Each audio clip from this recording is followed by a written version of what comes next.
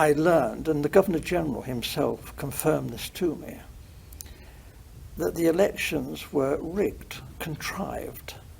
The intention was that the North should rule Nigeria.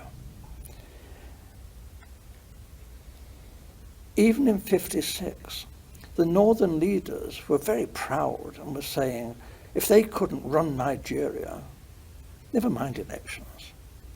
They might not join Nigeria. They might leave.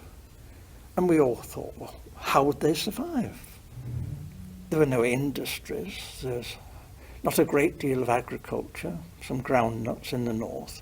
This wasn't very practical at all.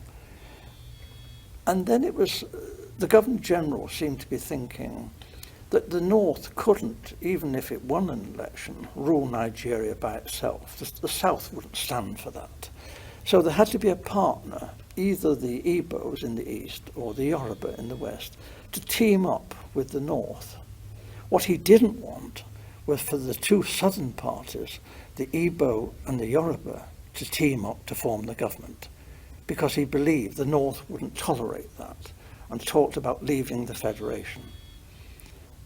So as I learned, in a small way at first, but very rapidly I learned about the election fixing, and as I say, this was confirmed to me by the Governor-General.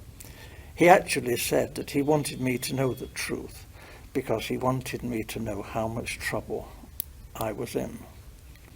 So there was a feeling then that there was going to be trouble. And then it was because the Awolowo and the Action Group had become the official opposition. What we British wondered, how could they win another election without the British counting the votes? There could not be another proper run election without us there. We knew what we were doing. We were just helping things along. You know, we were doing what the British do, favouring our friends and looking after our own and repaying favours. We don't call that corruption. They knew that the North would do as they said after independence. If it had any, the North would just, because it was their habit, they liked the British, whereas the nationalists were an unknown factor.